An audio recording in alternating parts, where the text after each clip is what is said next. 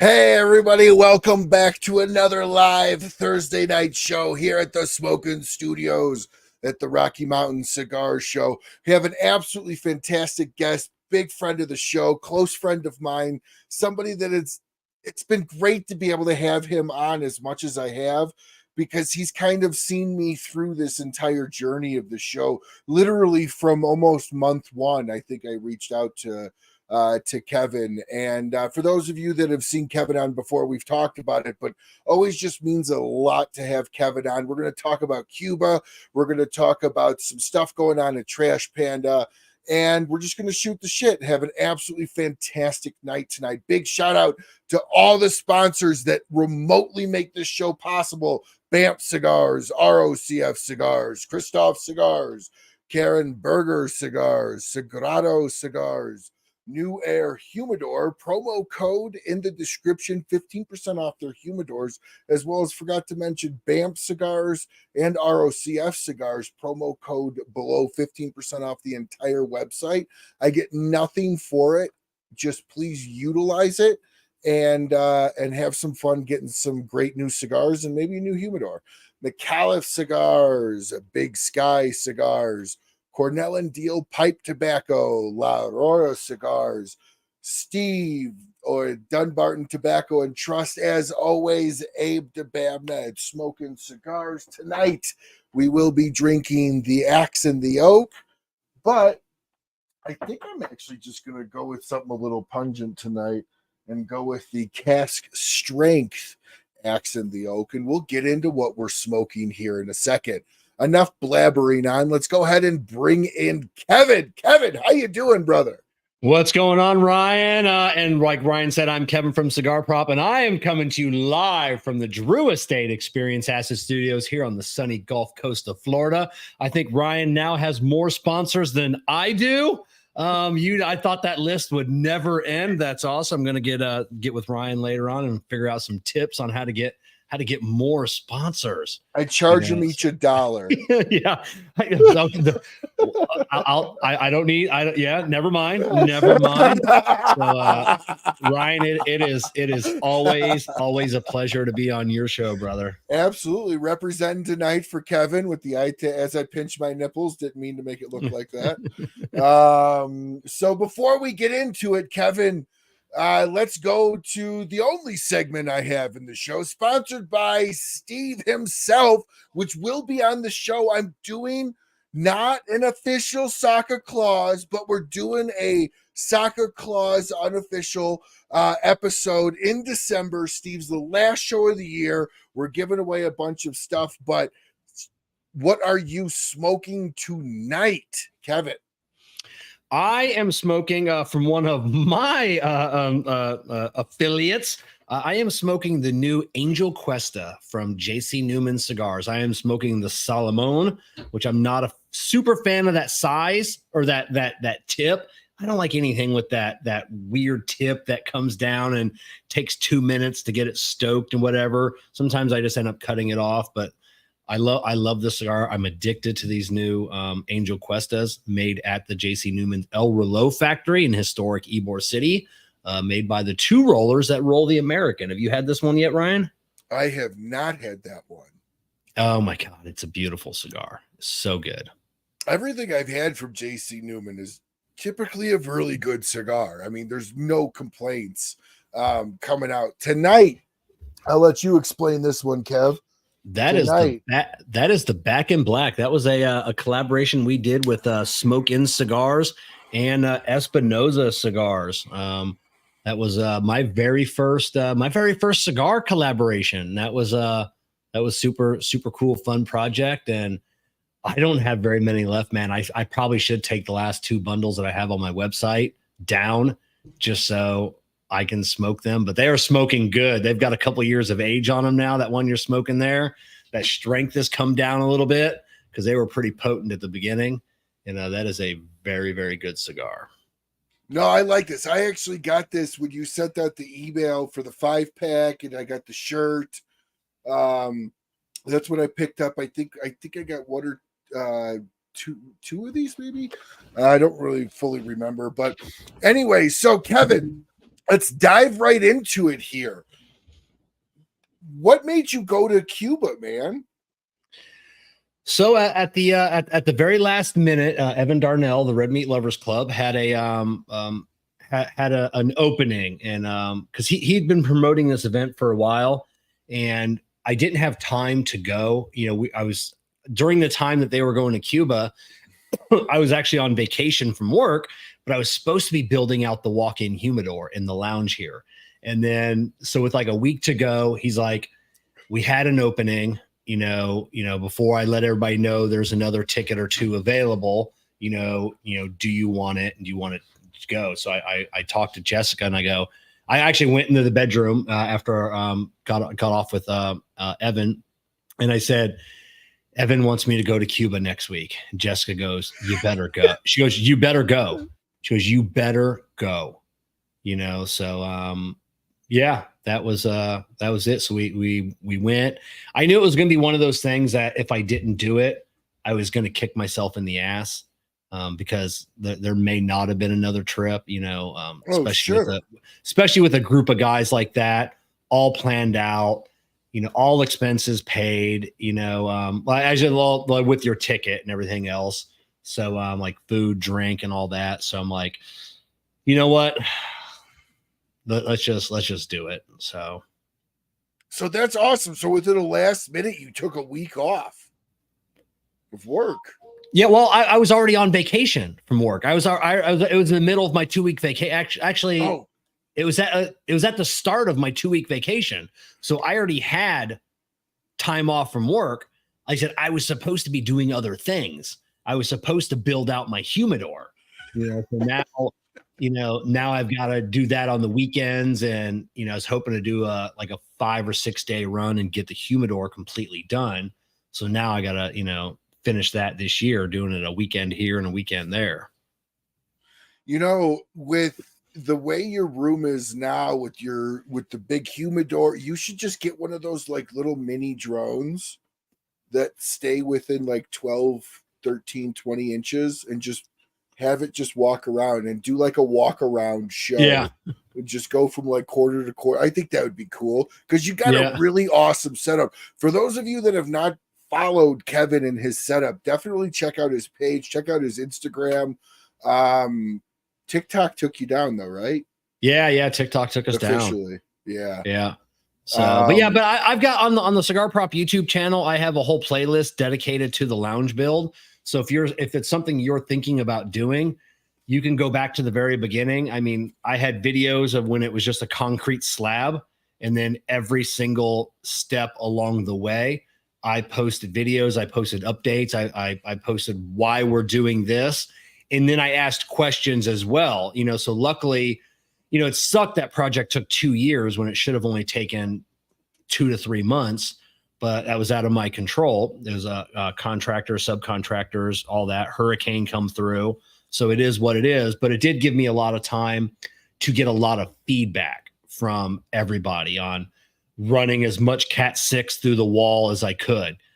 So every wall has Cat 6, the TV hiding all the, the HDMI is going through the wall, putting in the inline duct fans and getting all that working. So it was a blessing in disguise of taking so long, because it did give me ample time to do things inside the lounge while things were progressing.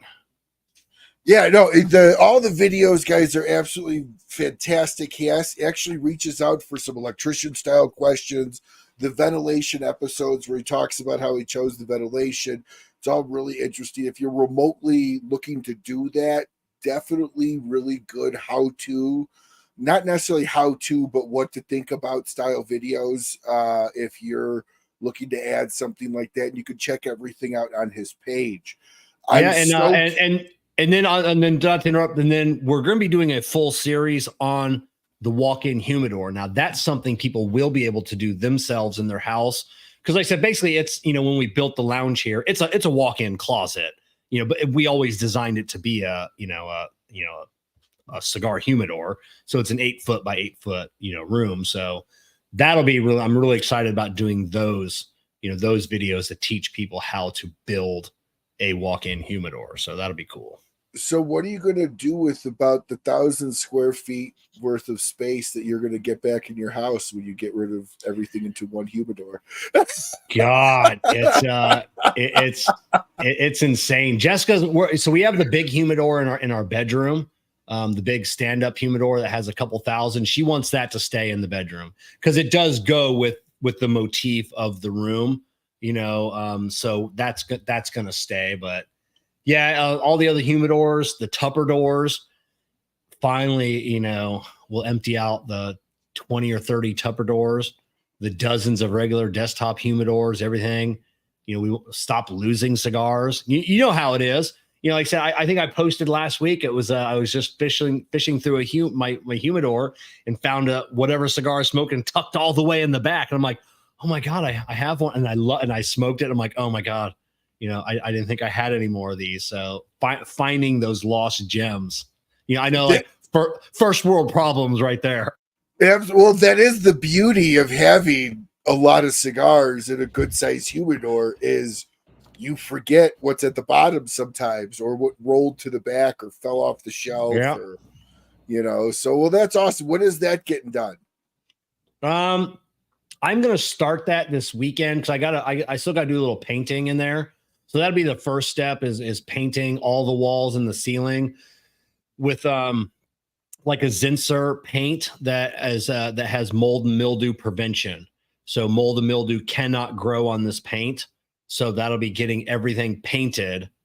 Because then I got to put furring strips on the wall. Then I'll put the seat, and I can put plastic over everything, and then the cedar because I can't let any of the moisture go through the cedar and into the wall because I didn't tongue and groove the cedar, so I got to butt everything together. So there is going, and that was just due to the expense. The cedar for a 5x5 room. So it was $2,500 for the cedar planks, and then it was an additional $2,500 to surface plane all four sides to make it perfectly flat, perfectly square. So when I put them in there, they will butt up against each other with zero space. And then I have all that wood sitting in my workshop right now. So it's been soaking up the moisture of the Florida humidity for the last couple of months. So the board should be nice and swollen, so when I put them in there, I can butt them up super tight. And then, versus putting dry wood in there, butting them up super tight. And then, in case Kevin is on YouTube instead of Facebook. Yeah, I'm actually broadcasting on my YouTube and Facebook as well tonight as well. So if the wood was dry and I butted them up, by the time it expanded, it could pop the nails and crack. So yeah, it was so it was $5,000 for the wood. It was an additional $2,500 to tongue and groove everything.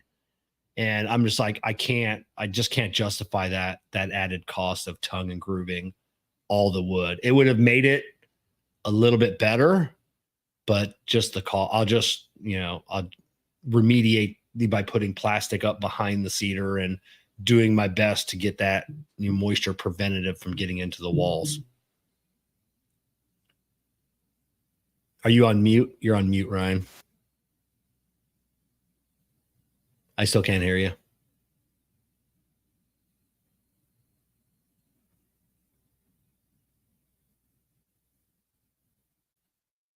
Can you hear me?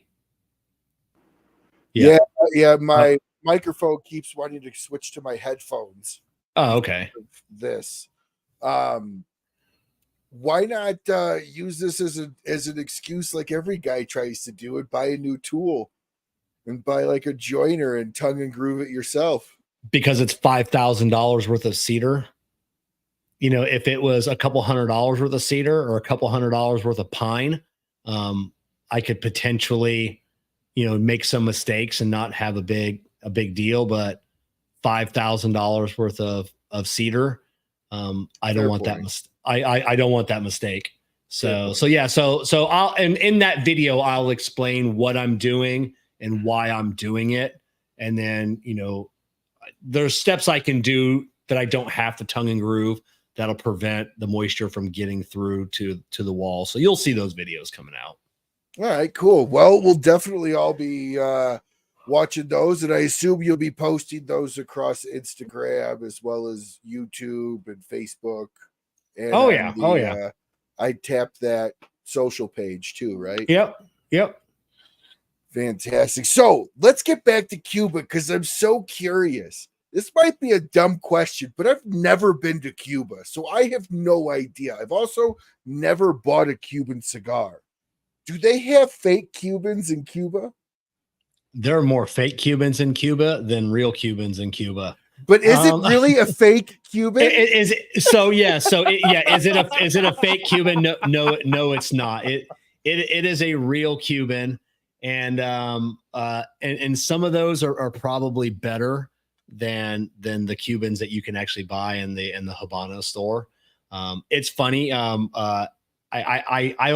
kind of made fun of me a little bit because I brought a lot of cigars with me to smoke during my trip to Cuba.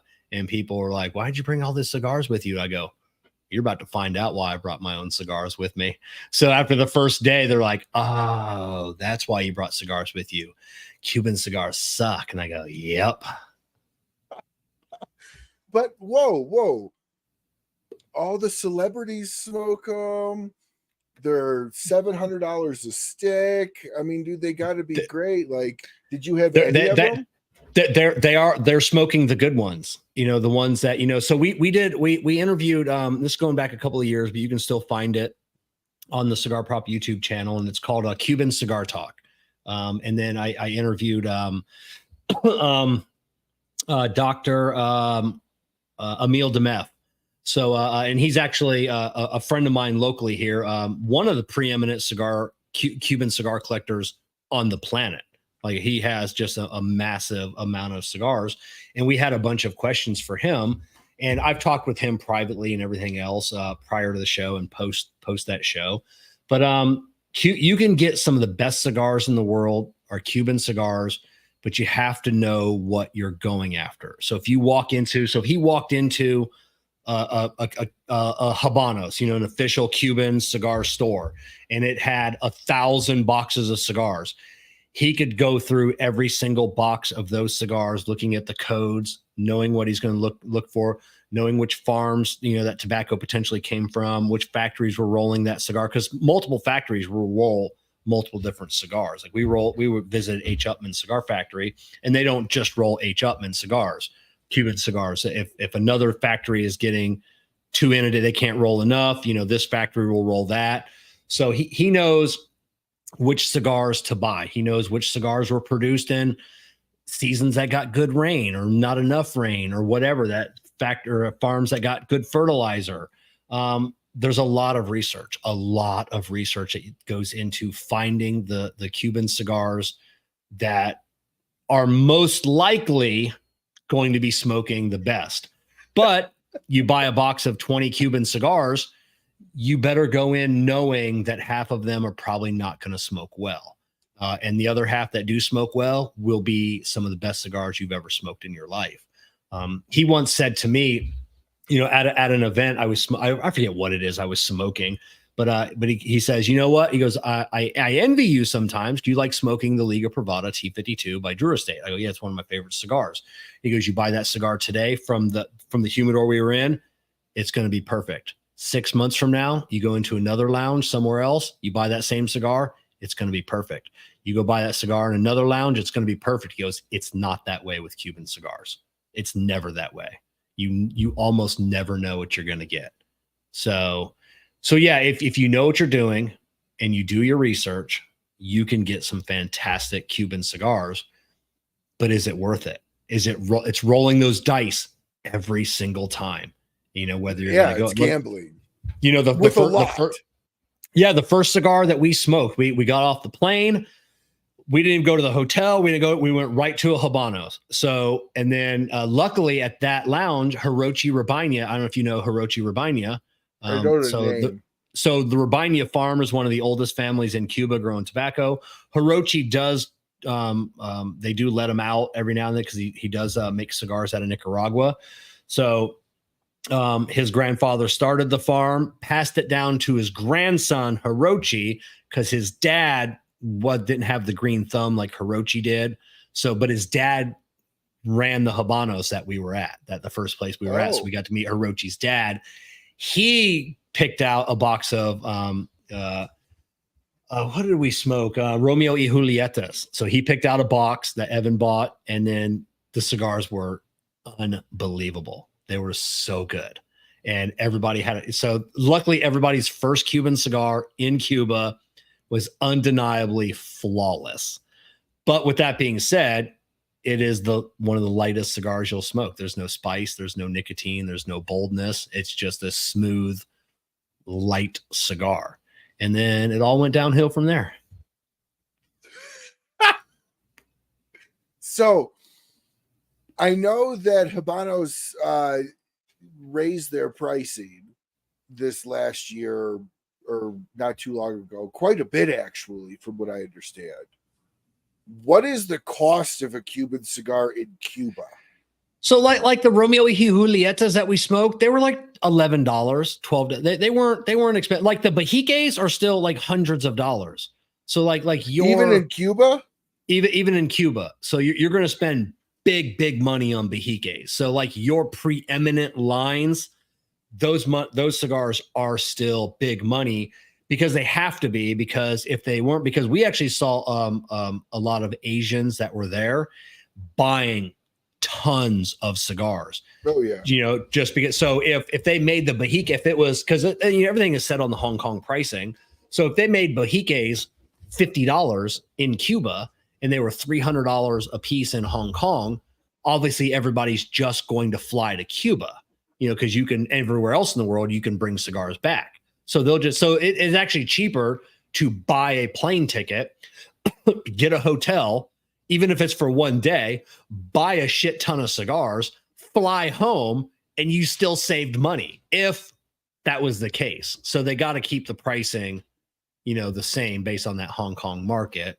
But even like your standard cigars, H. Upmann, Romeo y Julietas, those are still, whatever, 10, 12, $15, depending on the size. But in Europe, that's not 10, 12, $15. Those would be like 50, $60. Taxes add on top of all that. So you just don't get hit with the taxes, okay. So, depending on which European market you're in. So I think everything is set. Can't bring them here. You still can't bring them here. Now, you can try getting them through customs, and then you either you can get them taken away, or you can get a fine. So it's the same as if you order from like Monte Fortuna out of Sweden or Switzerland. Mm-hmm. They'll ship here. If they get opened up by customs because you're trying to import a known banned product, you can get hit with a $5,000 fine. So you're just gambling, or they could just take them away and throw the package away, and you'll never know. Are you it's the same. Serious? Yeah, if you're trying to import a known banned product. You run the risk of that. Everything I've heard, I've never known anybody that's got a fine. A lot that they just get the cigars taken away. But it was funny. I was coming through customs on the way back. I didn't have anything. I did have one Cuban in my humidor that I didn't realize until that morning when I was packing up. I'm like, oh crap. And I'm like, well, whatever. They can take the one cigar if they find it. So we get back to Fort Lauderdale. I go up to hand my guy the passport, and he goes, anything to declare? And I go, nope. And he goes, all right, have a nice day. I go, son of a bitch, just let me through. And I'm like, all the things I could have brought back with me, but I wasn't going to chance it, getting that, I mean, I already got yoked out of line going into Cuba. Everybody got through. No problems. Me and one other guy, two guys with the beards. I'm not saying that's it. But they gave us the 10th degree over there. Why are you here? What are you doing? And I go, I'm the photographer for the group. What do you do for a living back home? Like, I'm a mechanic. It was just like, and they just kept, we didn't know if we were going to get through. We didn't know if they were going to turn us around. It was to that point. And then there's like, okay, go join your group. And it was the weirdest thing. But see, getting back in was easy. Yeah, piece of cake. See, I had total different experience. I went to the armpit of Detroit, Windsor, to pick up a Honda Prelude with my buddy when we were like 18 years old. And you know the Honda Prelude, dude. You're lucky Oh, to yeah. fit somebody laying down in the back seat, let alone actually being a true 4-seater. So we get back through, and the reason why we bought the vehicle as a parts vehicle for my buddies, and the only thing that was wrong with it was the radiator. So we had to go and buy a radiator conversion that had to like sit on top of the radiator to help the radiator work, so we couldn't shut the hood all the way. It was just latched.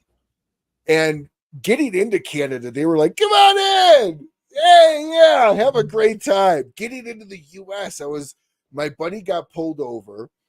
I went up behind him and was like, yeah, I'm with them. They start grilling me with him. What's his name?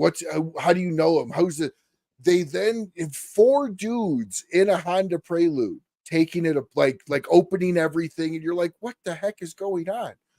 So to hear that you went from Cuba to here, there was like, come on in. And then I went from like Canada, and we had our shit ripped apart. It's just crazy. Well, I can understand, because what are we bringing in from Cuba? We're either going to try and smuggle rum or cigars.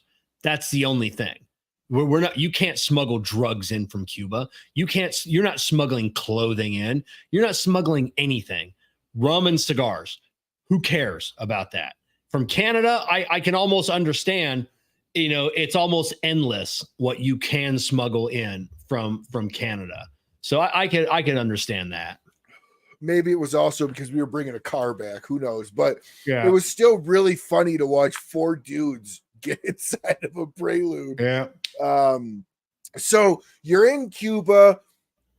Did you go to a lot of lounges? Did you buy yourself any Cuban cigars? If so, what'd you buy? No, I didn't buy anything. Evan, we went to a couple of places, like everywhere sells cigars. Like every restaurant sells cigars. They're just available everywhere. Everywhere you go, you can buy cigars. You can buy them off the street. You're not supposed to, though. If you get caught buying Cuban cigars off the street from like street vendors or non-licensed people, like you can go to jail for that. So they tell you don't buy cigars off the street, because those people aren't allowed to be selling them either. So either there's cigars, a couple people did buy cigars from people off the street, and then they're extremely horrible. But so either they're stealing them from the factory, or you can get them from we didn't get to visit any farms on this trip, but the farms, like if you go to like Hirochi's farm, he's allowed to keep an X amount of his yield for his farm for his own personal consumption, to where he can roll cigars there and give to his family. They can smoke, give them to friends. And I'm assuming those make it out on the streets as well to be sold, So that's not, you're not supposed to do that. But yeah, Evan, everywhere we went, Evan bought cigars. He bought drinks. He bought, with your ticket, so, we didn't really need to buy cigars. A lot of people did, that didn't bring cigars with them. So I was just smoking my own stuff, Dunbarton and whatever else I brought with me. So how long were you gone for? It was a quick trip. It was only 3 days. Would you go back? Without a doubt. I want to see the farms, so I want to see, we only stayed in Havana. Tobacco farms. Yeah. We only stayed in Havana. So we didn't venture outside of Havana, because it was just such a short trip.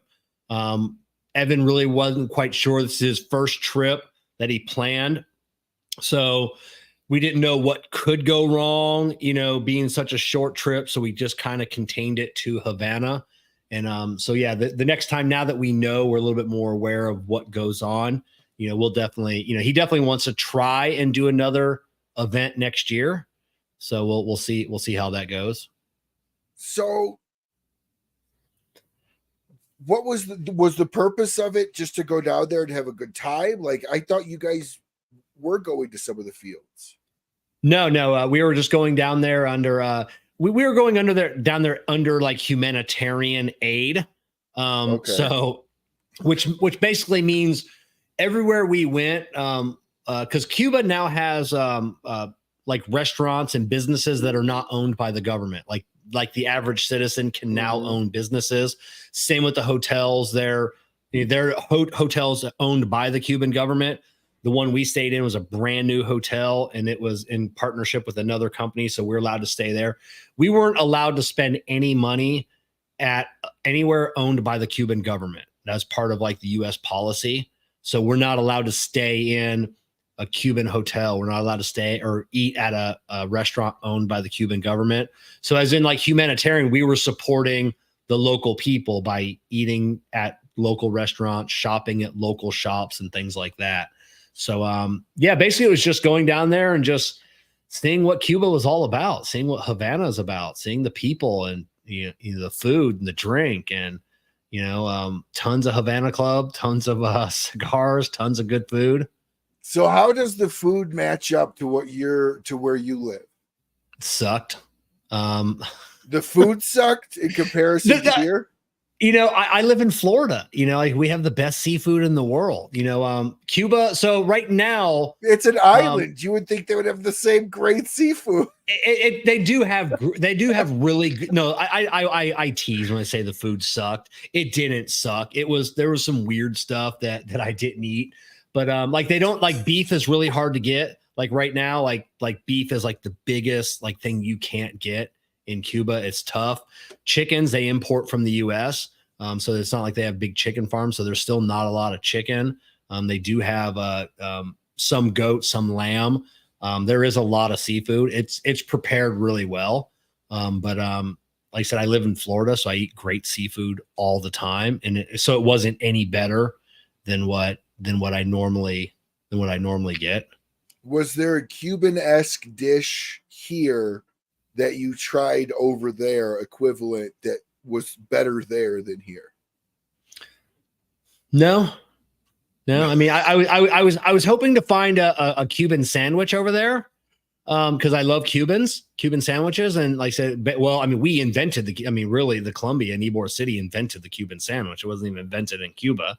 So I was hoping that I'd be somewhere and they had a Cuban sandwich and I could try it over there, but they didn't. I did get to try Cuban pizza, which was not good. What's Cuban pizza? It's basically the same thing as pizza here, but it's on really thin cracker style crust. Like the sauce isn't really, I mean, they don't, it's not like a tangy, the sauce didn't have a lot of flavor, not a whole lot of cheese. Maybe because of the dairy thing that they can't get, but it was, I mean, you have to experience it. If you go anywhere in the world, you got to have a pizza. To see what to see what the local flair is. I mean, everywhere in the world.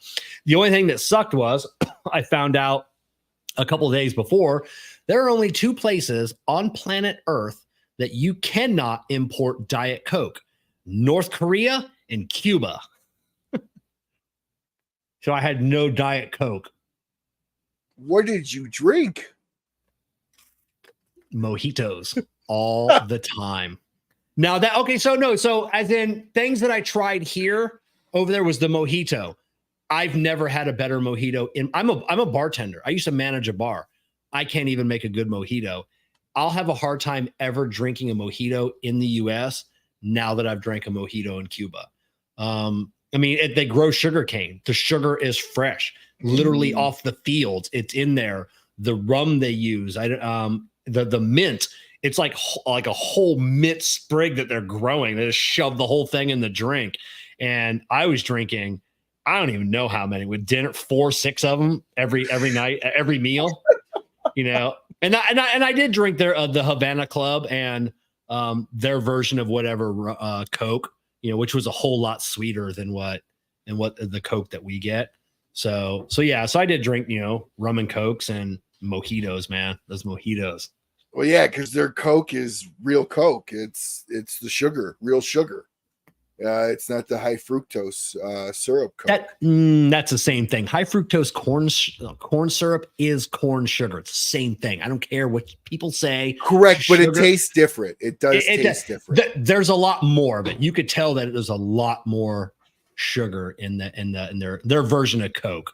I think the Mexican Cokes, the real sugar Cokes, taste better than the high fructose sugar Coke. Yeah, but I'm a Diet Coke drinker, so I'm not big on sugary drinks anyway. So, but yeah. So, what was the temperature? What was the not temperature? But what was the weather like in comparison? Was it equivalent to it's only 90 miles from Miami, so it's the exact same. It's the exact but same. I and I've said it multiple times. It's only 90 miles from Miami, but it's 100 years from Miami. Yes. So yes, I mean it is a step back in time when you get over there. So let's talk about that, because that's something I wanted to ask you as a car guy, as somebody that wrenches for a living. That had to be somewhat interesting to see the super, super old cars tricked out, 50s, 60s, well, it would have been like 40s and 50s cars. And some of them look really cool from what I've seen pictures and stuff online. But it's almost like time stopped for cars. Yeah, there aren't a lot of nice cars in Cuba, even the old ones. Like what you see online, those are photos you see from 20 feet, from 30 feet. When you get up close to them, like they're not, like if you were to import 90% of those cars here to the States, they would be absolutely worthless. There'd be nothing there's, most of them don't have the original motor in them. Because like I said, they can't get parts for, American engines. So they're putting diesels in them. They're putting Mitsubishi engines in them. So they're putting a lot of different motors in them. But that's what I loved as a car guy. I wasn't creative. So I didn't go there for the cars. I went there for the cigar or the car culture, because that's what we do. I mean, that's what you did in the 50s and 60s and 70s. You did what you had to do to keep your car running. And that's what they do. Like I said, they do keep them clean, but like I said, there's, you could tell a lot of the cars were rough, so they just don't have the ability to maintain. None of them are show cars, but they're all beautiful, because they're just amazing cars. And just, they just love the culture. They love the car culture, so they're just keeping it alive, and it's awesome. Yeah. It's like straight out of Dick Tracy. Yeah, with the suicide doors probably, but I mean, think about it. NASCAR started with guys completely making their own parts, their own souped up. I mean, that was the whole purpose of the alcohol runners is the moonshiners, is they had the cheap, shitty out exterior with a badass thing under the hood that nobody could catch. But it started before that. It started in the 20s and 30s, even before NASCAR. Guys that were taking you there. NASCAR was created for moonshining. Oh yeah, people taking the model. That's how the T-bucket was invented. That's how these roadsters. They were chopping up Model Ts. And then putting different engines in them, and that's what these guys and gals are doing down there, is just keeping these cars running, because that's how they make their living. So the people that make the most money in Cuba aren't doctors, aren't lawyers. They're people the bus drivers, taxi drivers, and the guys and gals that drive you around in their cars. Those are the people that are paid the most in Cuba. They make the most money. They make the most money. And the streets are the safest streets. There's not a lot of cars on the road. Really not. I mean, they're just not. A lot of people can't afford cars. But if you hit a pedestrian, or especially if you hit a tourist, you lose your license forever. To have like a taxi license. So that they don't. Yeah, that's it. So you go crossing a road, they will stop for you. There's no no close calls. Nobody wants to lose their taxi license, because they're being paid very good money. Wow. So did you see like super nice, or is it all kind of poor, or kind of what sections were you in? We did go to Old Havana, which is old, and it is poor. We did go through a couple of neighborhoods in Havana where the uber rich live, and they were driving, Land Rovers. I mean, they had cars, and a lot of those were ambassadors. Like we went down Ambassador Row, where all the ambassadors stay, So there was a lot of nice cars, some nice houses, but Havana's pretty old. I mean, when you were going through some of these neighborhoods in Havana, like it was hard to distinguish The only thing I can put in what we're seeing right now in Palestine, like the bombed out buildings, that's what you're seeing in Havana. That's what it looks like. So it's extremes. It's either super nice or super bad. There's not too much in the middle. No, and when I say super nice, I mean that's like one row of houses. No, that's what I mean. Yeah. Like it's an extreme. Oh yeah, it's an extreme. Like I said, we didn't see and there may be maybe once you venture out, of Havana a little bit. I mean, it's still a big island. There could be those, there could be like a suburb with, I don't know, regular houses. I don't know, but yeah, in the capital, it was not. It was funny seeing the Capitol building in Cuba. It is a 100% replica of our U.S. Capitol. They copied it 100%, with the only difference being that their Capitol is 1 foot taller or 1 meter taller. So they made it just a hair bigger than our cap, but they copied it 100%. That's like the ultimate finger to us, I guess. Yeah. So you get back from Cuba and now you're back to normal life. Let's talk a little bit about what's going on at Trash Panda. I got an email the other day from you talking about how Jessica's upset. You're selling too many cigars. You got to get rid of them. I believe you in those emails as much as you're trying to be comical. But no, in seriousness, what's going on at Trash Panda? What are the changes that are happening? So when we started Trash Panda Cigars 2 years ago, we really didn't know what we wanted to do with Trash Panda. I mean, I did have a lot of old vintage stuff that I'm just never going to smoke, and then I always have access to that. And then a lot of overrun cigars from manufacturers, so like, all right, so we'll start that. We'll do a little bit like Caldwell's Lost and Found, just some factory overflows, some factory, just stuff sitting around. We'll selling the our vintage cigars, still hunting for other vintage cigars.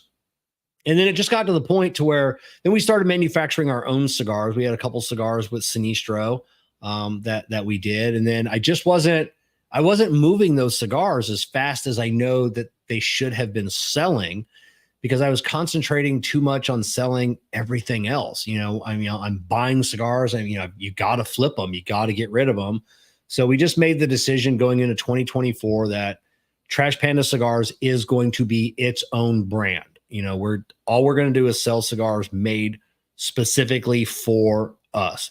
Now, if we find something along the way, nobody's got, the CAO Amazon Basin, those only come out once a year. We get an allotment of those. We are, because we have an account, we are allotted an X amount of boxes. I will still take my allotment each year, and then sure, I will still sell those. So those are going to be the rarity. So going forward, it'll only be Trash Panda Cigars, merchandise, hats, t-shirts, stickers, all the swag, and then cigars that are only made for us. Awesome. Any announcements on cigars that you guys are going to be launching and starting with in 2024? Unfortunately, we can't, talk about, the cigar that we do have one that might be available before the end of the year, but we're getting so close. Even if it showed up, I'll probably push it till next year, the beginning of next year. So we do have something cool coming down the pipe, and it's going to be pretty awesome. So we can't wait to get that in. We've got some other cigars that we want to get blending with some other manufacturers. We just need to push out all this stuff first. So after the first of the year, we'll start concentrating on some new blends, with a couple different manufacturers. We still want to stick with Sinistro. James over there is an incredible blender.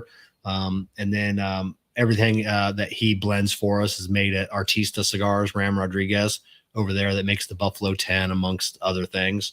So the factory's putting out some great cigars. So we'll keep doing that.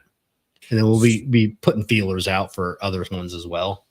So was there ever an intention to actually start your own brand?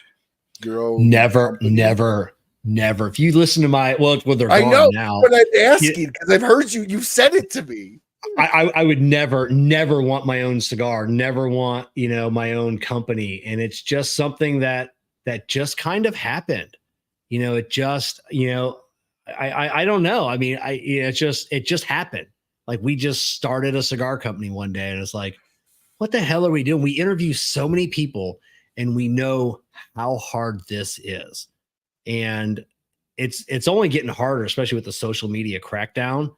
It's definitely not something for the faint of heart, so I never thought we'd start our own brand, but it's kind of a cool brand. It's got a cool name. We're getting a lot of positive feedback from other manufacturers in the industry, all the time when they find out the name of the company, like, oh my God, that's amazing. We absolutely love that, so I think we've got a good, a good in, we picked a good name. We got some good, some cool, swag, just some cool graphics. So, yeah. So are you going to be bringing back the Silent Green? Are you going to be bringing back the one-offs that you have done? I don't know. The Silent Green, that's going to be up to Care over at VSR Cigar Fam. That was kind of, I started that project with James at Sinistro, and I really didn't know what to do with it or where to take it. So I kind of, I asked Care, I go, hey, do you want to be involved in this project? And kind of, so his input was just, much needed input. And, essentially I gave that brand to him, so that's kind of his, his baby. I mean, if he doesn't ever want to bring it back, it's something that maybe I'll think about, I don't know if that's a thing for either of us in 2024. Maybe it was something we do together and, we sell it on both websites, but I don't know, possibly, eventually I want to do my own Candela eventually because I love Candela. Yes. Keep asking me, when are you going to do a Candela? When are you going to do a Candela? And I just don't want to just throw one out there, just to make one. Cause it's gotta be good. And they're like Lanceros. Nobody buys them. So it's hard to buy a couple thousand cigars, especially with Candela. Candelas don't age well. They need to be rolled. They need to be, and smoked. I mean, a few months, 6-month time span, it's a very short, finite window on, everything that, on a Candela to get the most out of that cigar. It's such a short time span. So I just don't think I'm, Trash Panda's at where it needs to be right now to where I want to push out a Candela. And if they don't sell, I don't want to be pushing, hanging on to those for 2 years. Cause unlike the Back in Black, that they're not going to age well at all. Well, why not? There's another really popular show, Dojo. Why not go that route and go collaborations instead of the actual? What made you want to go with a brand? So we still do have some we still have other companies that still want to do collaborations with us, which we will do. So we may pick a Corona cigar, a Smoke In, a Fox cigar. We still may do something like that. But that would be a Cigar Prop collab. It wouldn't be a Trash Panda collab. I don't know. I don't know yet. I don't know if I would just put that under the Trash Panda umbrella and just do a Trash Panda. It makes sense to do it as a Trash Panda collab, because then it gets my name out there even more, for the Trash Panda side. So it makes sense to do it under the Trash Panda name. That's something we got to talk about, with whoever wants to do the collab. If they want to do it under a Cigar Prop collab, I would be fine with that, so. But yeah, it's not a lot of Abe isn't as chomping at the bit to do a Candela collaboration with me either. No, but why not do the collaboration route? Why start a brand? I make more money buying the cigars and selling them myself. With a collaboration, so not to give it's too kind many of like a set it and forget it though with the yeah. So collaboration. not to give away any secrets or, you know, proprietary info or something. So when you do a collaboration with Abe at Smoke Inn, Abe takes the brunt of everything. So I'm like, hey, Abe, I got an idea, and let's run with it. Abe sets everything up. He buys everything. Everything comes into Smoke Inn. If they don't sell, that's money out of his pocket. Nothing out of my pocket. If they all sell, you know, obviously I get, it's like any licensing deal with anything, hats, t-shirts, cigar, whatever. Nickel, I 15 cents, dollar. Yeah, I get a portion of that money back. You know, Abe, obviously, or Jeff, whoever, you know, Rob at Fox, you know, they took the biggest risk. So it only makes sense that they make the most money. I would never fault anybody for that. They took the whole risk, put tens of thousands of dollars of their own money up front, banking that you as a personality can sell these cigars, you know. So at that point, you know, when the cigars land, that's when I take over, you know, and, you know, try and sell and push these cigars. So making cigars on my own, you know, I have that risk of, now I put out all that money to buy these cigars. I put out the time for the blending and everything else, and then I make all the money, you know. So it's not necessary. You like the work too. I mean, let's be honest. You like the blending. You like the creation of your own blend. You like putting that work in. Yeah. So, and then I want to be crystal clear on that. Like, I've never blended a cigar ever. No, anything but you test and you taste. And anything on mine that has my name on it, I don't have any input, you know, or not, I don't have any, you know, like I said, there's not a lot going in. Like when, like Eric Espinoza, like when, you know, when we were going through the Back in Black, like he sent me and Abe, like the samples, like these are the cigars. Like he wasn't asking me, hey, what do you want changed about this? Like, we got a set of samples. Pick one. That's my whole, you know, that was what I had into it. Pick which one you guys like. That's the one that we will go with. So yeah, and even the ones that I did with Sinistro, the Real Good Trash and the Laces Out, you know, I gave James I gave him a direction that I wanted him to go in, you know, you know, because he knows what I like from his cigars, but I didn't want him to copy anything. I wanted a really, really good cigar. So he sent me samples, and then enough samples to where there was, you know, it was an easy, you know, I like this one. With this one, there was two. That's why we came out with two cigars. It's because there was two I couldn't choose from. But yeah, I do want to get into the blending though. I definitely want to go down and put my hands on tobacco, and then, you know, have that back and forth with, you know, a roller. I don't think I'm good enough at that point, because I hear these stories each week, you know, on our show and your show and everybody else's. You know, you talk with these people, and it's like, you know, Dion and, you know, Steve Saka, and they all go down to the factories. You know, they'll roll a cigar right there, fresh, and they're smoking it, and like, I think this needs to be changed. And it's like, you know, obviously, you know, I mean, you got fresh tobacco leaves, you're rolling it right there. How, you know, how that cigar is going to mellow and marry and blend, because, you know, you can make some changes, and then, yeah, I mean, and then you actually make a final product. You put it in a mold, you put it in a cool room, then you bring it up into the States, and then you smoke it, you know. And then if you don't like it, that process starts all over again. Mm-hmm. You know, that's the reason Steve, his new one, the Krakatoa, you know, he worked on that for 3 years, you know, because it was that process of getting it completely done. It's done. It's perfect amount of time, smoked it. I think we need to change it a little bit. And then it's back to the drawing board. It's making more samples. It's putting them in a mold, putting them in a cool room, letting them set, and then getting back into his mouth, you know. So that takes some time. And, you know, credit to Steve, you know, and other manufacturers are this way. I'm not saying Steve's the only one, but there are manufacturers that are not this way. They would have just potentially put that cigar out because of the time and money into it. And Steve is, and others like him are just super perfectionists and would rather not put something out like that. You're right. You know, so we had a problem with the laces out, which not a lot of people know. I don't know if I've ever talked about it on anywhere, maybe once before.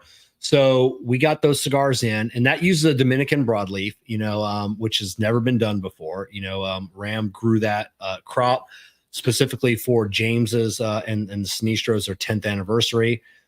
They had some tobacco left over, and James like, "Hey, do you want to use this tobacco?" And I'm like, "Yeah, for a limited run, hell yeah, I'll take it."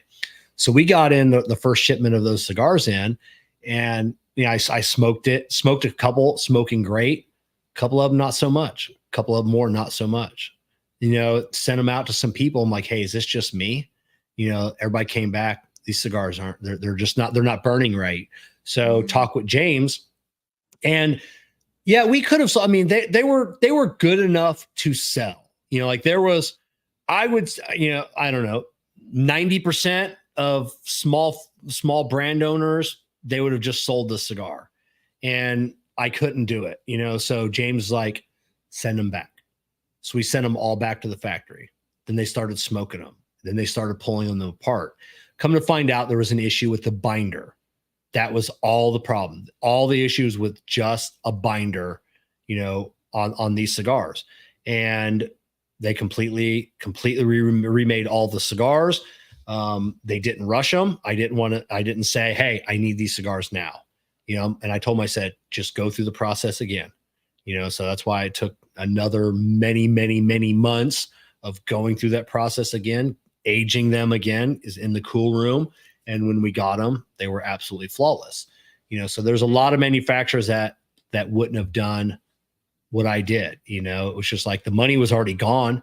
You know, I needed that money, but I'm such a new brand, you know, how many times are people going to forgive you? You know, It's like, you know, like you smoke one like, Kevin, you know, it's a new brand.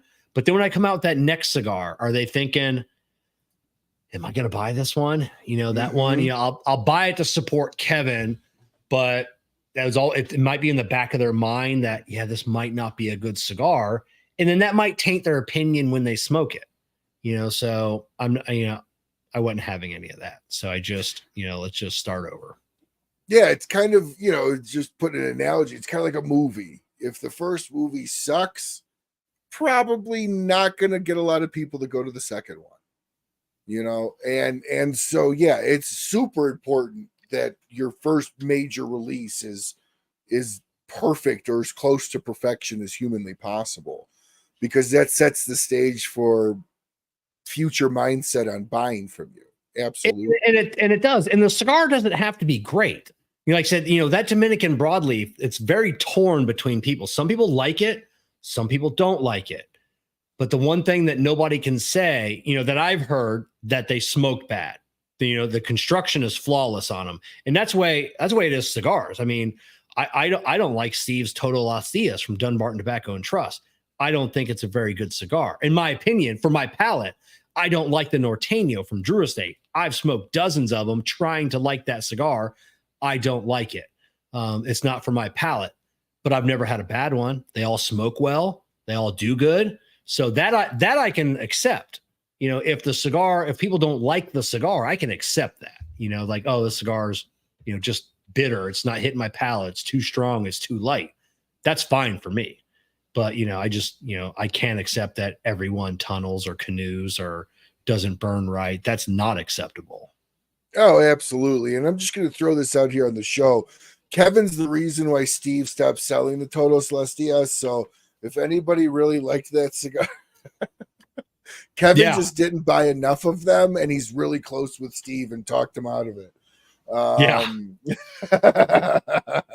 I actually liked that cigar. I thought that was his more heavier cigar.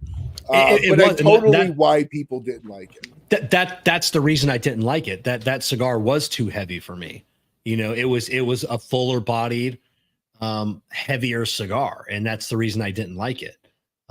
And I've tried smoking. I've smoked a dozen of them over the years, trying to like it. Like there's something wrong with me. I should like this cigar. Same thing with the Norteño. Those are the two cigars that I've tried smoking the most of, because I in my mind, I think that I should like that cigar, but then I just gave up on them. I'm like, you know what? These cigars just aren't in my wheelhouse.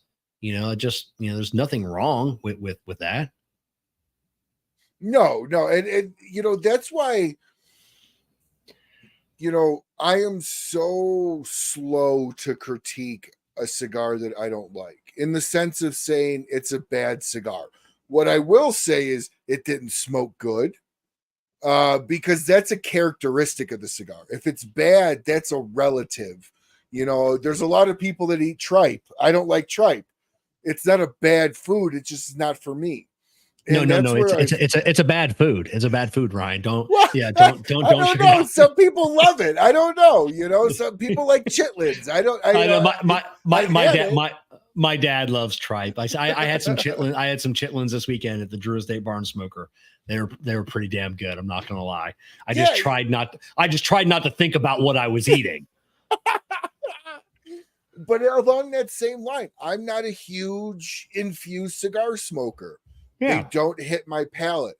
The only infused cigar I found I truly love is the Tabac Negro with a cup of black coffee, or honestly, the Stillwell Star Aromatic #1 is. Yeah, those two are like it for me. You love them, or like them a lot more than me, at least, but I would never rip them, because there's a palate for every cigar. And who am I to say it's a bad cigar when somebody else next to me might love it, Yeah. I smoke the tobacs a lot. I like that coffee cigar. I love that first thing in the morning. It's a great cigar. Other than that, like the Cuba, the #1 selling cigar on the planet. It's probably been a year since I smoked. I don't smoke a lot of infused cigars. Yeah. Or non-traditional cigars. I just don't.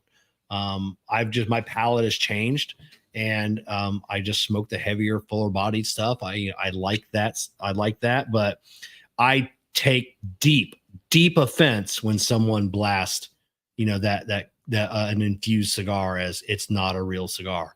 It is a real cigar. You can hold it in your hand. It's not fictitious. So it's real. And then on a personal level, not that, one of my sponsors is Drew Estate. We got all the Drew Estate swag behind us. That cigar the infused cigar holds a special place in my heart, because we wouldn't have Jessica. We wouldn't have Miss Cigar Prop, Trash Panda Jessie, without, when we first started dating, like I'd bring her over the Acid Blondies, and that's how we kind of connected on a different level. I was able to bring her into my passion a little bit, and slowly she grew, and now she manages a cigar lounge, Corona Cigar Sarasota, one of their nicest cigars. She managed that whole thing, and she does the live shows with us, and she does everything in the industry. She's super well respected and super well known, all from an Acid Blondie, an infused cigar. So so when people trash that cigar, that's a little bit of a personal offense. I'm like, hey, you love Jessica. She wouldn't be here today without that. Who knows where she'd be? She might be, but she, so yeah. I heard somebody say it. I was talking to somebody, not going to name any names, but they were telling me that if acids went away, cigar prices would skyrocket.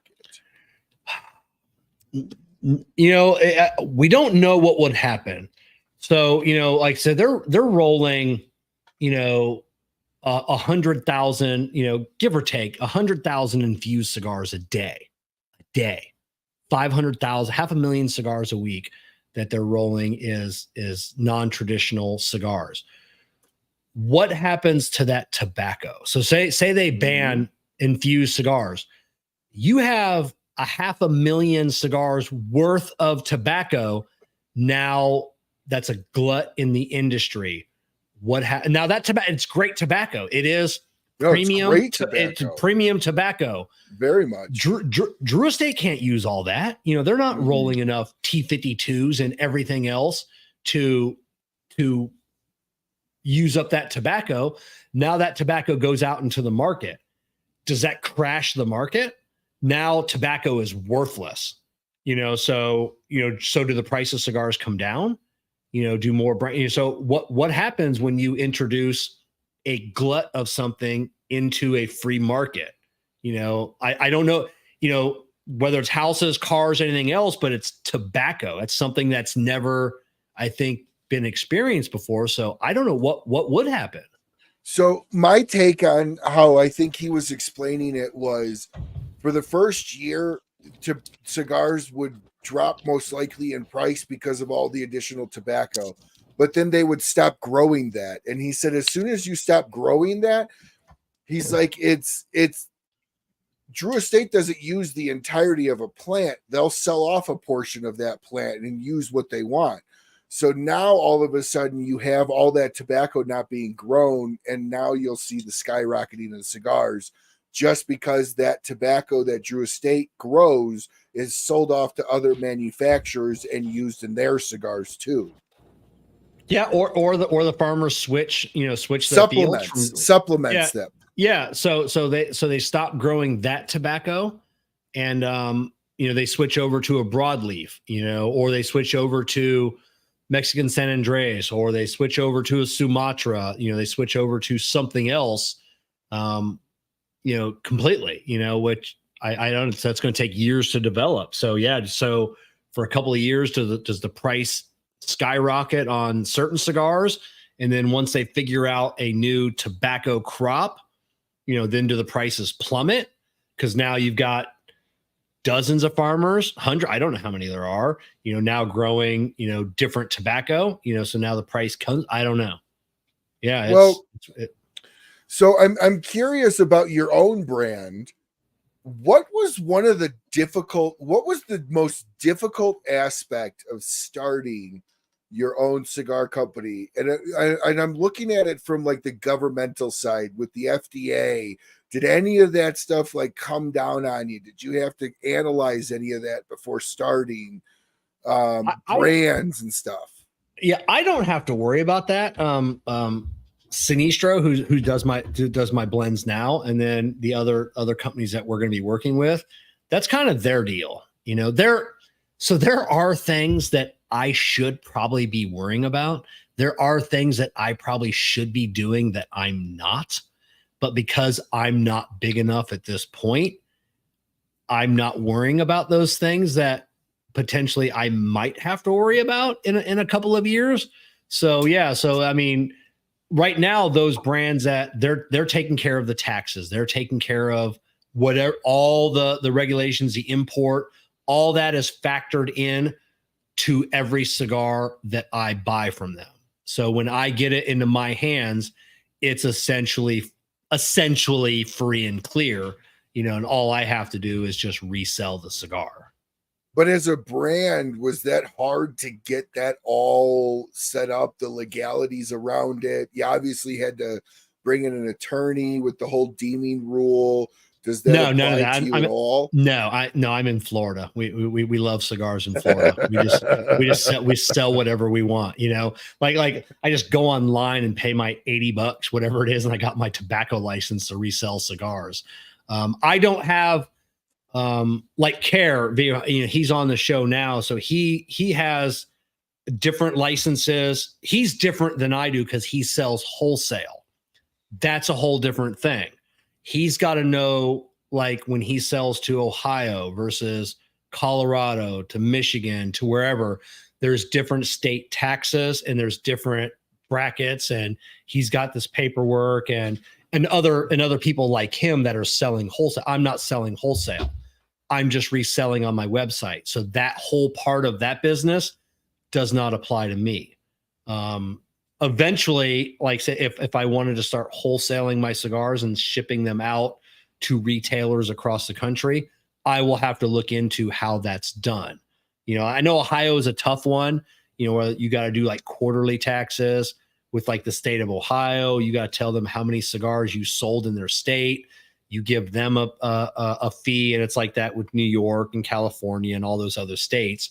So that's something I would have to learn, or I would have to go through a distributor, so say someone in Ohio wanted my cigars, so instead of selling them directly, I could go through Care. I'm like, hey, Care, this guy needs an X amount of cigars. Yeah. I'll sell them to you, and then you sell them to that guy. So now I make a little bit less money because Care's got to make a little bit of money, the distributor, and then they move along that chain, but it takes the headache out of my hands and puts them into someone else's hands that does it, that knows what they're doing. So you're kind of like I am with the bacon company. As long as you're direct to consumer, you could skirt a lot of that. Yes. And there's some things that I'm walking a fine line by skirting, so there are, like I said, there are things that I should be doing that I'm not, because I'm such a small company. It's like, what are the odds anybody's ever going to come after me? So there are some states that I'm not allowed to sell to. Like I'm not allowed to sell to, to like Utah. And then I forget there's a new one now. Is it Montana? I don't know. Or one of the Dakotas, not the popular one. I don't know which one that is. Whatever. But so yes, if I was making a ton of money, like I said, even as a direct consumer, there's probably things I will have to change. But I'm not making a lot of money. So yeah, I'm not worried about that right now. The 8 cigars I sent to Utah, they're probably not, they're not coming after me for that 5-pack. Well, hold on. It was 8. So they might come after you for 3. Yeah. Who knows, man? Utah's a little, but anyways, so I'm curious, in moving on, you have been doing this show, your show. Well, you have been Kevin from Cigar Prop for how long now? God, it's got to be going 7 years now. I'm talking garage with tools in the background on your pegboard. 7 years? Yeah, it's got to be. I'd have to go back and look. Yeah, it's got to be 7 years.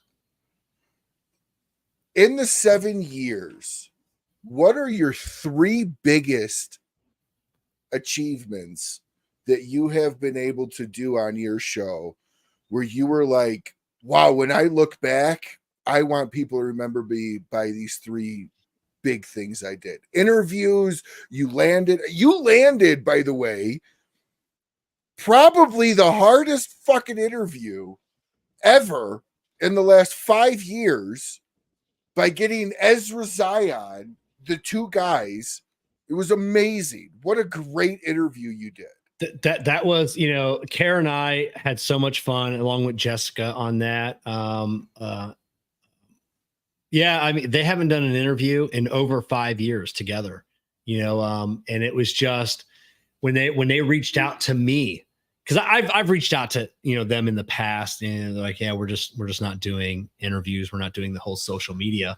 So when they reached out to me and said, hey, we want to get back into this thing, and we'd like to do it on your show, and it's just like, wow, that was an honor.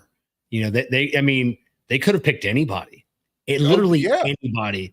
I mean, we are one of the biggest shows on you. I think still, as in weekly live interviews that gave me there are other channels that get more people, but as in like the weekly live interview space on YouTube, I think we're still number 2 right behind the Cigar Authority podcast. I don't think anybody's taken that number 2 spot from us yet. But they could have gone to, Cigar Authority. They could have gone to Abe. They could have gone to Dojo, Coop, Developing Palettes, Bear Duplissa. They could have gone to any of those seasoned, vets, the guys that I look up to, and done that interview. But they chose Kara and I, and Jessica. That was a huge honor, for us, So We've had so many great interviews. We had back to back. We had Pete Johnson, which I loved that show with Pete. Then we followed that up with Ezra Zion, so that was great. We've had some great interviews. I've had some great moments. Probably one of my biggest accomplishments that I don't know if it's an accomplishment or an achievement, but it was bringing Care on the show with me. We were kind of going in a different direction on the show for a little bit, and I asked Care to come in and co-host with me, and it was just a fit right there from the very beginning. He's done a fantastic job, and I get teased a lot, from people that I don't let Care talk enough. But Care is a great Care knows his role as a co-host, and he's the best co-host that anybody could ever ask for. Even if he doesn't talk a lot, he does more than anybody. That's actually what I'm smoking right now too. I just switched over. So yeah, that was bringing him on board has been fantastic. As in moments on the show, I always look back to it, and Karen and I think we have the same moment. And I always go back to the interview we did with Christian Aroa. I asked, a great interview. And I asked him at one point, do you know the time that you went from being, Justo's son, to being Christian Aroa, like your own person? And he got like serious, and he said, like, I've been waiting like whatever, I think 5 years, 10 years, whatever it was. He goes, I've been waiting so long for someone to ask me that question. And he goes, I know the exact moment. And he told us that exact moment when he was Christian Aroa. And that was just like, is one of those defining moments. And I try and get those on my show where people are like, where did you find that video? Where did you find that info? Like, how did you know about that? Is when we were interviewing Faoud from Hiram & Solomon and Romy, Romy. Mm-hmm. She eventually joined the show. She was like in the background. I'm like, hey, bring Romy on. She joined them, and then I had asked him a question about a patent that he had, and he like another dead serious moment. He goes, "How do you know about that?" And he goes, like Romy doesn't even know about that, and like my friends don't know about that. Like he has a patent on like a piece of children's clothing, and I told him, I go, you need to do something with that, because every single time someone tries to patent something, they cite your patent as the reason they're declining their patent. And he goes, are you serious? And I go, yeah, your patent is holding other people up from bringing that product to market, something you're not doing anything with, so I'm like, you need to get on the ball with that. So it's those moments like that, that just that keep me doing it every week. Why did you ever get into live interviews? You didn't start this way. You started with cigars, and then all of a sudden you started with reviews, and then you gradually got away from reviews to the level you were, and now you only do them every once in a while. What made that flip for you, and what changed? So when I was hawking my Cigar Prop wares, like on the street corner, the internet street corner, like everybody does, a friend of mine, Heather Callahan, used to watch this show each week, the Stickman Chronicles, and she goes, hey, you should call into Stickman, and try and promote your product. So I got a hold of Stickman. I forget how that happened. She introduced us, or he caught, I can't remember. But I came on his show and just did a hawking of my wares. It's Tim. Tim's 100% right. I don't review cigars because of Tim Long, because I once I saw his, I'm like, oh God, I am not good at this at all. Tim, I would like to say I passed the torch to Tim, but Tim always had the torch. I never had that torch. He lets me see the torch every now and then. So I went on the Stickman and did that show, and then came back on once more to talk about my products again. And then he asked me to sit in for a couple of shows as kind of like not a co-host, but really just another person, on the show. And I was good at it, like it was just, it was in my blood to do this. And then some things went down with him. Eventually we brought Brad Reith on from Diehl Cigars as like the third. So it was Brad. Two of us, and then Matt, and then some shit hit the fan with Matt. And then Brad and I was just doing the show on our own, his show. He had, Matt had to take a hiatus for a little bit from the show, and Brad and I just had so much fun just doing the show. And then Brad and I started our own show, where we interview people. And then it got to the point to where it's tough with Brad because he's out in Arizona, so they don't do the daylight savings time thing. Mm-hmm. He's already so many hours behind us, and it was just getting harder. He was getting so much busier because he had just started Diehl Cigars. My business was taking off, and it was just getting us together. It's like, oh, hey, I can't do it tonight. Can we do it here? I go, I'm not good here. Can we do it here? So eventually we're like, we just gotta stop and then just do our own thing. So he still does a show occasionally whenever he finds time to do it. And then, so I'm like, you know what? I like to try this on my own. And I wasn't I look back at some of them and like, God, you're such an idiot. It's like, but it was a learning process. I grew to be a better interviewer. And I think, without tooting my own horn, I think we have one of the best shows out there. I know we love your show. We love so many other shows out there, but I think we just bring something different to the table. No, I would agree. I think the only guest I ever had on that I think was good, was just as good questions, and this was even from what you said, was Nick from Foundation.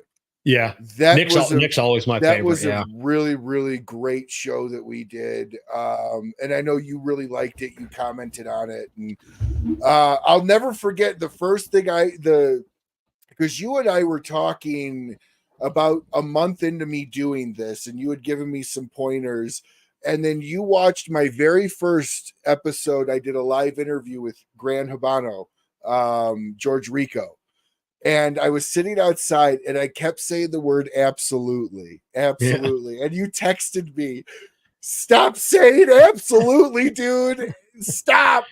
And I watched some of my first interviews, dude. They were terrible in the sense of I kept saying the same thing. I know, and then not having enough questions, having that dead air, and it was just we're still trying to get George back on the show. Well, he was supposed to be on a show, and then some things got screwed up, so he couldn't join us that night. So we're still trying to get him rescheduled. So but yeah, it's tough. It's tough to do this. Not everybody can turn a camera on and just start talking. I'm not, like Care's much better at it than I am. Like, I am a prepared guy. Like, when I'm not the host, when I'm the guest, it's easy. I don't have to do anything. I don't have to find talking points. But like when it's my show, I mean, I have the questions. I have everything lined up, like you can go live and just start talking. Care can go live and just start talking and have a great show. We've done it before when a guest has ghosted us or something happened. And, that's when I lean heavily on him, because that's what he does best is just talk, just come up with conversation. And I'm not that. That's why I don't do like Instagram lives. That's not me. Well, I think what a lot of people would be a little surprised is you're not, like, when I met you at TGS for the first time, like, I honestly expected you to be like the life of the party. Woo! Like, hey, like, you're honestly off air, you're collected. Like, you're not a loud, boisterous personality off air. Don't get me wrong. you'll talk all the time to anybody and everybody, but you're not like somebody that walks in the room and demands everybody's attention. No, because there are other people in the industry that are like that, that are just big and loud, and and I'm just not, I don't know. I'm just not that way. I can be, if you want me to come to an event, which I have done, and you want me to turn it up a notch, I can do that. I can, I can be loud and, whatever you want, but yeah, no, that's not me. I mean, I like hanging back. Tim's another one that can just talk. I said, it's just not what I do. But yeah, it's, yeah, I mean, I just love chatting with people, same way this weekend at the Barn Smoker, I was just milling about, chatting with people, taking pictures, answering questions. And I didn't have to be the guy on the microphone. I didn't have to be, making everybody smile and and being loud. I just, yeah, it's definitely not me. So when you go to like Red Meat Lovers or you go to these Barn Smokers, are they expecting like Kevin Shahan from Cigar Prop, like the loud boisterous? Or are you just kind of like, hey, I'll show up, I'm just gonna be me though? Like, I'm not gonna be like a whole thing. No, Does that make sense? Yeah. They're expecting me to just go there and interact with people and take pictures. And, so that there are events that I'll go to that people will know that I'm going to be there. I'm like, hey, I'm going to this event. People are like, oh, I'm definitely coming now just to meet you, take a picture, just hang out with you or you and Jessica. And that's what our role is for a lot of these events. And it's just going there so people can, and it sounds, horrible, or not horrible, but it's, braggadocious, yeah, people just coming there to meet me, or meet Jessica, but that's what you go to these events to meet. And I've gone to other events to where like, oh, hey, this guy that I know online, he's going to be there. I'm definitely going to go because, now I get to meet him for the first time and hang out with them and take a picture with them. So that's what's expected of us, is just going there, just mingling with people, answering whatever questions that they have, taking pictures, doing whatever it is that we need to do to make those people feel like that they got something more out of that event than just the event itself. People are like, oh, it's a great event. I got some great cigars, had some great food. I got to meet Kevin and Jessica. Oh my God, that was fantastic.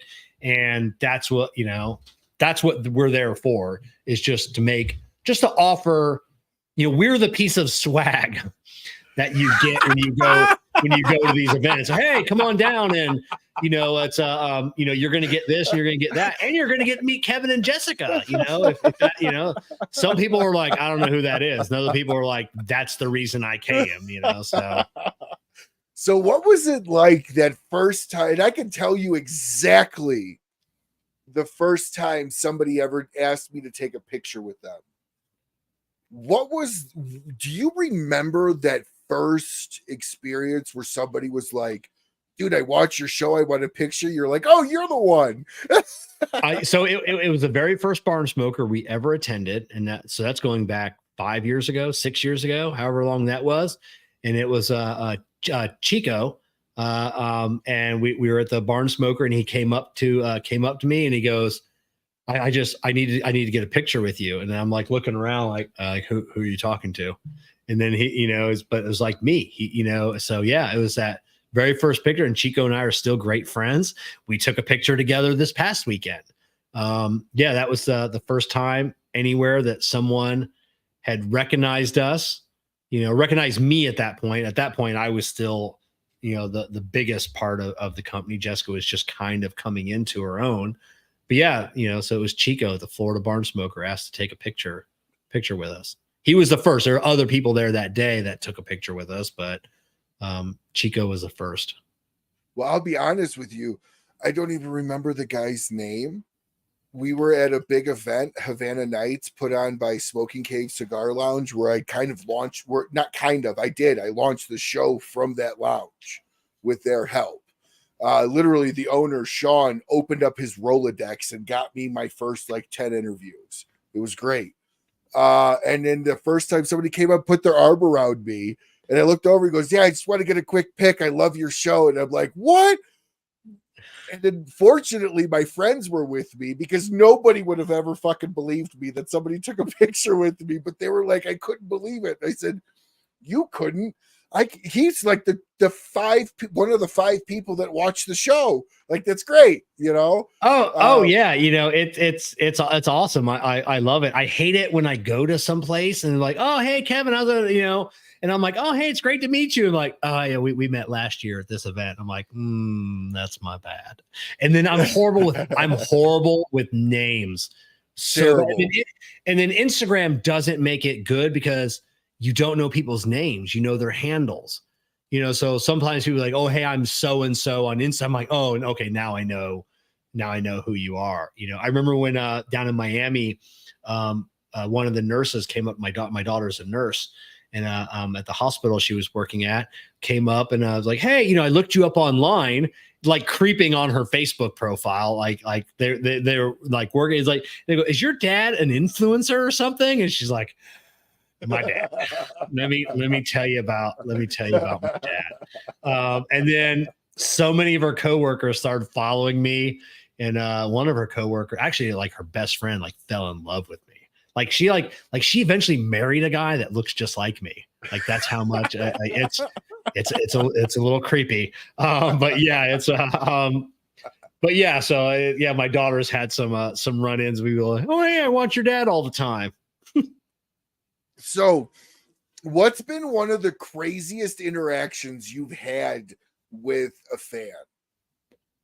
I've always wanted to ask you this question.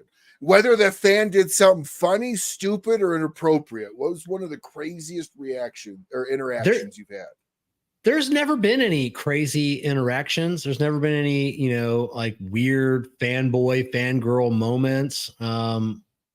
Yeah, none of that. They've all just been regular, you know, just these regular moments. I remember 2 years ago at the Ybor, or was it last year? The Ybor, yeah, last year, the Ybor City Cigar Heritage Festival.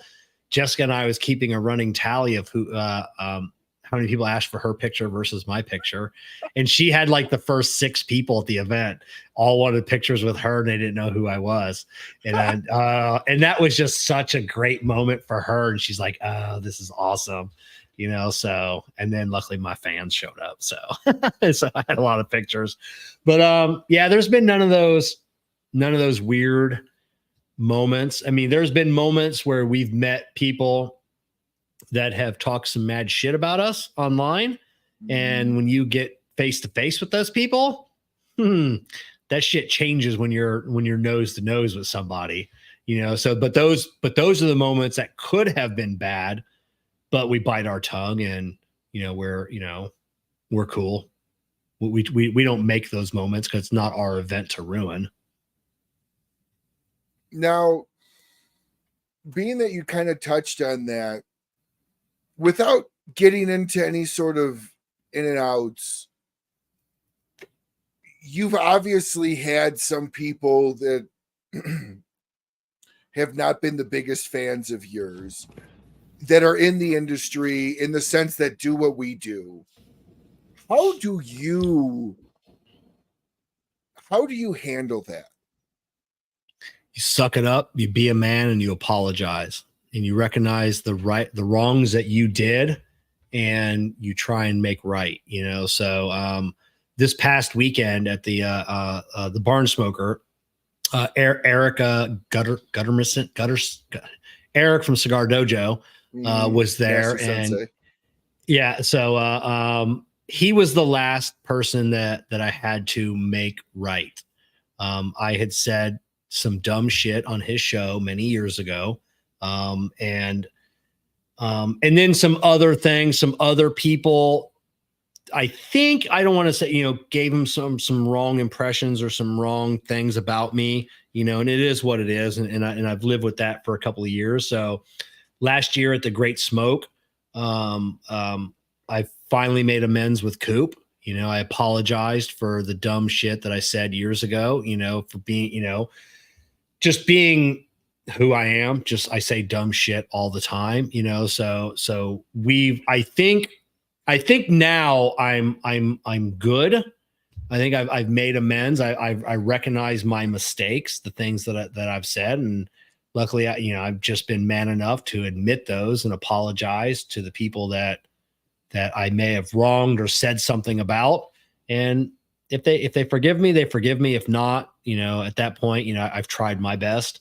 So yeah, I think I'm good with everybody that we, our peers, yours and my peers in the industry. I feel that if it's not that way, I don't know, but yeah, it's one of those points about being a man. Sometimes you just got to suck it up, even if you're not in the wrong. Most of the time I'm in the wrong. So, I've come a long way. So yeah, you just gotta do it. Just, make the wrongs are right. So where do you see I Tap That Cigar Show 10 years from now, 15 years? Like, is this something that okay? So yeah. You don't want to keep this up as a show? I eventually, I don't want to just be on the show doing the same thing every single week, interviewing the same people. Eventually you're going to run out of people. And, I just don't, like people. So we had Pete Johnson on a couple weeks ago, and people have asked me for the last 2 years, hey, why don't you have Pete on again? I'm like, what am I going to talk to Pete about? Pete and I are friends. It's like, how do I, for me, as in what I do, I want to bring something new and exciting every single time. And I want people to learn something new about the manufacturer every time they come on. Pete's done 2 or 3 shows with us now. And I think the last one was was my best one yet. Like, how do I ever have Pete Johnson on the show again? Other than for a couple of minutes, talking about a new cigar. What do I talk about, Pete? I mean, rehash the same things. Hey, how'd you get, talk to us about the Havana Room, out in California, and talk to us about your band. And, it's just, so eventually, that runs out. I could possibly see, Karen and I bringing on like a third person and doing what Abe does now. Abe does great now when it's just, I love Abe's new format for the show. When it's not about the interview, it's just 4 dudes just talking. But those are 4 guys with a relationship, and everybody has, you have Paul to pick on. Paul DeGracco is the guy that everybody teases and picks on. And I love that. I'm kind of, I host a show, and I'm the Paul DeGracco of my own show. Yeah, so I could see, if we switched over to that format of going a lot longer, so I mean, those are the shows that are fun to watch and fun to do. I love that. So yeah, I could see that, but I don't know, I don't want to overstay my welcome. Well, I tell you what, I'll throw my hat in the ring for a third on that one if the time comes and if I'm still doing this. So when would you feel, because obviously now that Trash Panda started, that is your endeavor. That is your long-lasting endeavor. When the show's over, that will still be going. Unless I sell it, yeah. Unless someone buys it from me. Unless General comes in and buys it from me. But where would be your light to be like, the show's done? I don't know. Hopefully I can see that, hopefully like one day, like it's just, cause every time we do a show, I get nervous before every show. And then every time I go, if Jessica's not on with us cause she's working late, she'll go in, I'll go in, and she'll like, how's the show? I'm like, oh my God, it's the best show we've ever done. Every week is the best show we've ever done. Like, I had so much fun and we learned so much. If there ever becomes a time where like 1 or 2 or 3 interviews go by and she goes, how is the show? I'm like, just another show that, hopefully that will click to me like, hey, maybe it's time to either switch it up drastically or just stop doing it. So give us a little insight, because I will say, I don't always catch your show live, but I typically always at least catch your show on the next day while I'm at work. I have it on in the background. You are definitely like the Howard Stern-esque of interviewers in the cigar world, where you deep dive into people. Like, you deep dive more so than other people.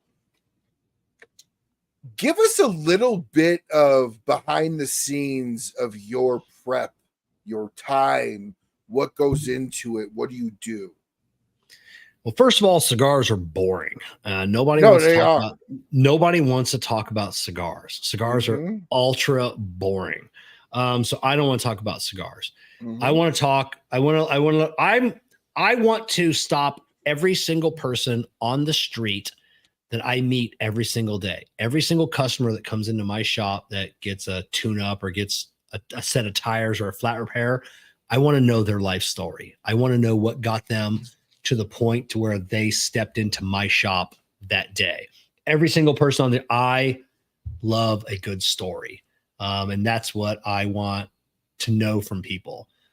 Every question that I have, almost every question I have, is my question, not something that I think our audience would want to know, but it's like a question I want to know. Like, what got you here? What was this?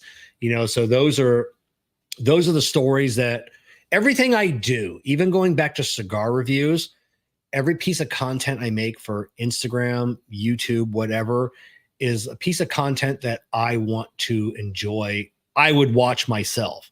So interviews, and things like that are what I would want to enjoy. I want to hear people's stories. And I try and tell my guests beforehand, I'm not here to sell your cigars. I'm not here to sell your company. I'm here to sell you. I'm here to sell you, because if people, hear Dan Thompson from Micallef talk, and they're like, man, that guy is so cool. Like, I want to sit down and have a beer with that guy and just have a cigar. When they're in a lounge somewhere or they're somewhere new and they see a Micallef cigar and they're like, oh my God, I remember hearing that guy talk on Kevin's show.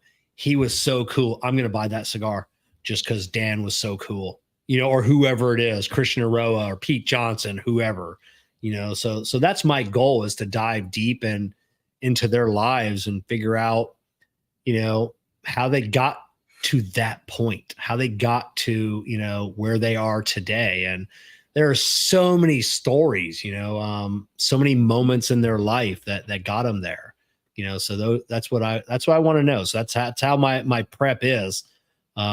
It's funny. Like I said, it's I will spend, like with Ezra Zion, I probably spent on a typical show takes me about 8 hours to prepare for.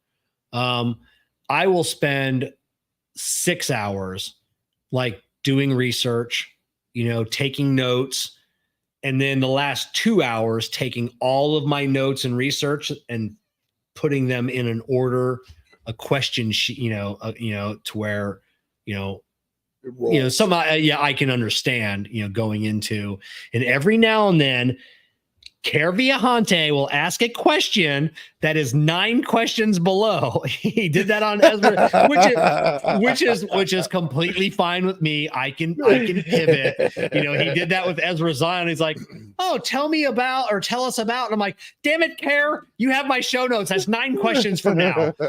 So we just pivoted and we asked all those questions. I'm like, all right, let's back up a little bit, because, I want to know about this. So, but yeah, that's just asking those questions and just doing that deep research. See, I definitely took, I definitely modeled my style after that.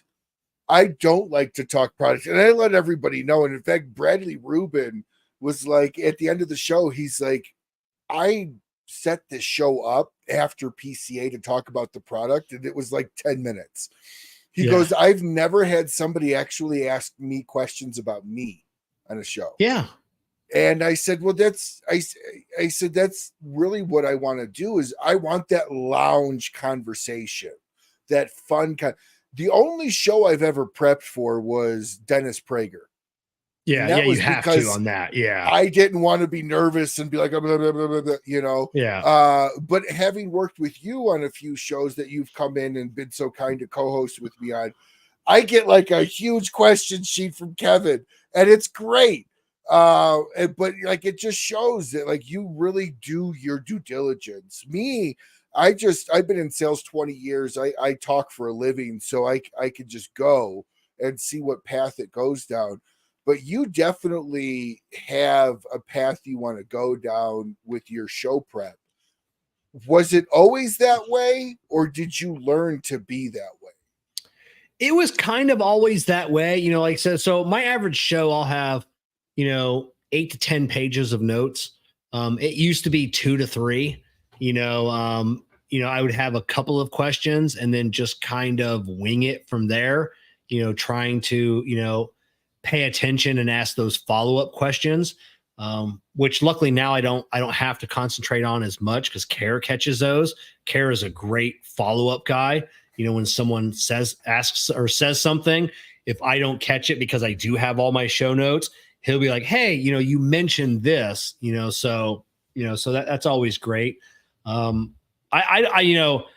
would love to be like William Cooper, his memory, he's been doing this. He's doing this so long. I'll listen to one of his shows and then someone will bring something up and then he'll be like, oh yeah, you did that. It was like 1992. And then like the band was like this and you were just releasing this and they'll be like, what? Like, how do you, Coop has just got, this steel trap of a memory. And that's the reason he can do these 3-hour shows, and which I can't. I can't. I don't know how he does that. But yeah, it's I definitely like to be prepared. I have an going into it, an X number of questions that I want to know to hopefully find out everything there is to know about, the guest. You're right. I couldn't do 3 hours. I mean, no. 2 hours. I've had to bring some people in. I'm not naming any names or shows, but I've had to bring some people in just to help fill time with some people because some guests are just hard to work yeah, with. When they were like, yeah, you'll ask them a question and then they'll be like, yes. Yeah. All right, let's move on to the next question, and it's just like, oh my God, how are we going to get through this? And there have been times we've cut some people off, it's like after like an hour, like, all right, we want to thank our guests for coming on tonight. Mm-hmm. And it's just like, ouch, like this one was tough. Now it's easy. I think we did 3 hours with Pete. I think I did 3 hours with Nick, like those guys were like my friends. So, I mean, it's easy to do 3 hours with them. Yeah, we just end up bullshitting and telling stories and, and that's probably where Coop gets his 3 hours plus from, because he has so many stories, that he can, remove, from his memory bank. It's just, someone will say something and be like, oh, hey, remember that time out in Vegas that we did, that this happened. And then that itself turns into a 20-minute story about something else. So, it's probably after he's been doing it so long, it's, 3 hours for him is nothing. Oh yeah, I did. There's, I actually, real quick, Bruce, yes, he does share his notes with Care before the show. Yes. But I actually had a guest because you could private chat inside of StreamYard. I had a guest literally private chat me. I have nothing else to talk about. And I'm like, oh my gosh, we're 45 minutes into the show. Oh God.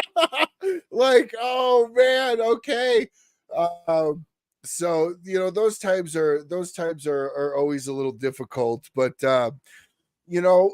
as you look back right now, I asked you this earlier, but you didn't fully answer it. As you look back right now, what are your top 3 interviews that if somebody was to meet you today, not know who you are, that you would tell them to watch?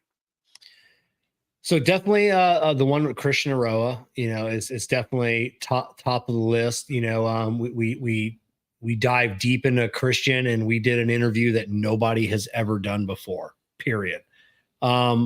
Next would be the most recent one I did with Nick Melillo, because you will learn so much about Ethiopian heritage and culture.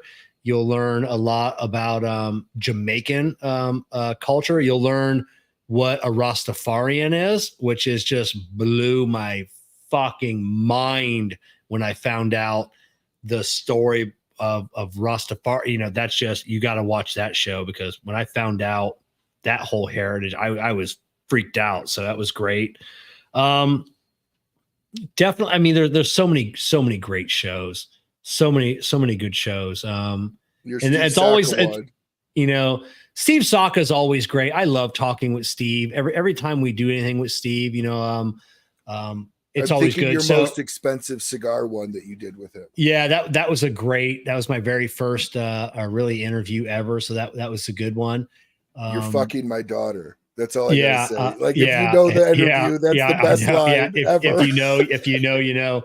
Obviously, landing Ezra Zion is definitely, at the top of the list right there. One of my other most proudest ones, when Steve asked me to host the STFU reveal, he reached out to me and said, "Hey, I want to do the big reveal for the STFU cigar, and I'd like you to host it." And that was a huge honor. I mean, Steve and I were friends. I don't think we were friends to the level we are now. Yeah, that was a huge honor. And it was funny because he said, "Okay, just type up some talking points and send them over to me." And I sent him over like 4 pages of notes on exactly how the show was going to go. I even told him, like, I asked the question, like it says, Kevin asked this, Steve answers this way, with it. And I think a couple times I said, "Please answer with enthusiasm." And then, so I sent him all of these notes via email. He just sends back an email. "Wow, I usually just wing it." And I go, "I don't." So yeah, no. I told him what he was going to say. Now the STFU, for those of you who don't know, if I'm correct in this, that was the Brulee Blue release sampler pack. That was the one where he released several variations to show that the Brulee Blue itself was not an aromatic cigar. No, that it wasn't sweet and tip. Sweet and tip. So, and proudly, I got every single one right. I nailed every one. So that was awesome. So in closing here, Kevin, there's been so much talk around NFTs. The release of the Pete Johnson NFT now for sale over at smokin.com. I don't think they're sold out. I think you can get over there and get yourself one. Where do you see NFTs do you see that as being a real thing in the cigar industry, or just a thing now? This will be the last one. Nobody will do one again. And NFTs are worthless. And NFTs in period, non-fungible tokens, people that spent tens of thousands of dollars and now have things that are completely worthless. It's over. Like there won't be another NFT cigar. This will be the last one. Nobody's doing this again.